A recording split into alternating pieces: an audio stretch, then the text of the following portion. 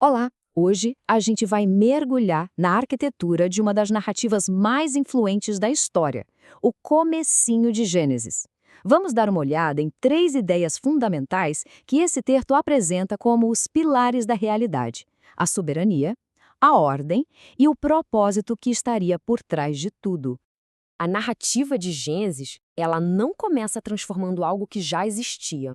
Não, ela começa criando do zero absoluto. O Criador é apresentado quase como um artista diante de uma tela vazia, cuja vontade e palavra, sozinhas, são suficientes para trazer tudo à existência. Essa primeira frase, ela é considerada uma das mais fundamentais em todo o texto bíblico. E não é só uma introdução, sabe? É a própria base onde toda a narrativa se constrói, estabelecendo de cara a soberania divina sobre o tempo, o espaço e a própria existência. Ok, vamos mergulhar fundo no primeiro conceito central. A natureza do Criador como esse agente soberano absoluto. A ideia aqui é que tudo que existe, tudo mesmo, tem sua origem em uma única fonte de poder e autoridade. Essa doutrina, Creatio ex nihilo, é um pilar teológico. E ela bate de frente com muitas visões antigas que achavam que o universo nasceu de um caos que já existia, e até com algumas ideias mais modernas de um universo eterno. A afirmação aqui é radical. O universo não é eterno, nem um acidente. Ele é um ato deliberado de um ser que existe antes de toda a matéria e de todo o tempo. O propósito do texto, segundo a fonte, era em parte contestar esses mitos pagãos. Quer dizer, onde outras histórias viam o mundo como resultado de batalhas cósmicas, de uma briga entre deuses, Gênesis afirma: não, existe um único Criador, incontestável e todo-poderoso, que não luta contra o caos, mas o ordena com a sua palavra. E olha, isso aqui ilustra de um jeito brilhante a implicação dessa soberania. Pensa só, assim como o inventor tem a patente e a autoridade sobre o que ele inventou, essa estrutura apresenta a Deus como o inventor do universo, aquele que detém a autoridade absoluta sobre tudo o que foi criado.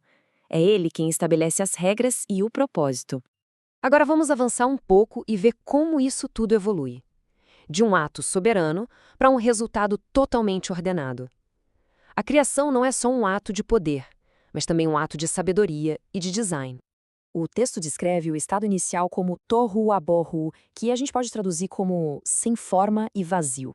A narrativa, então, mostra uma transformação deliberada, saindo dessa desordem potencial para uma ordem gloriosa, onde cada coisinha tem o seu lugar e a sua função.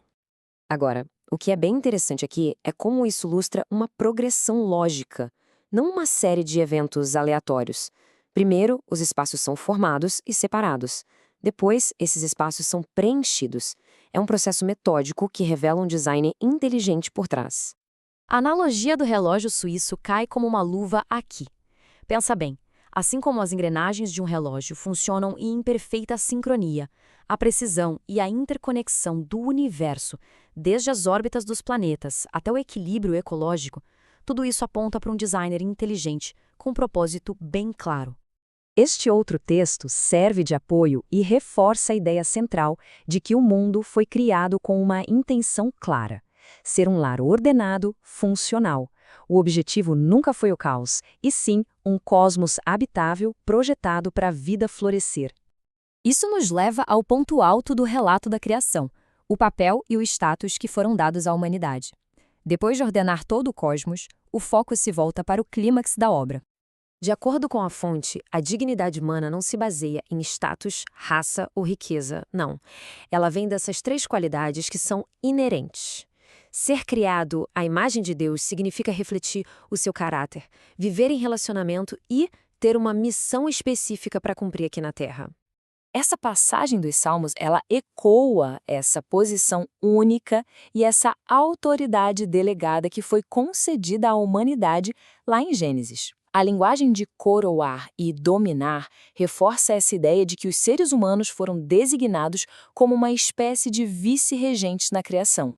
Então, o ponto crucial aqui é que os seres humanos são colocados na posição de embaixadores. Eles recebem a missão de refletir a glória e a justiça do Criador na Terra, agindo não por autoridade própria, mas pela autoridade daquele que os enviou.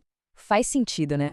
Certo. Mas por que essa estrutura teológica toda importa hoje em dia? Vamos resumir a aplicação prática disso tudo, conectando os pontos que a gente analisou até agora. Essa tabela conecta tudo de uma forma fantástica. A ideia é que cada verdade central inspira uma resposta prática. Se o agente é soberano, a resposta é reverência. Se o objeto, que é a criação, é ordenado, a resposta é cuidado, é mordomia. E se o clímax é a dignidade humana, a resposta inevitável é o respeito por todas as pessoas. E o material de origem nos deixa com essa reflexão final que transforma um conceito super teológico numa questão bem pessoal e profunda. A ideia de ser um embaixador não é só um status, mas sim uma responsabilidade contínua de representar bem a fonte da nossa missão.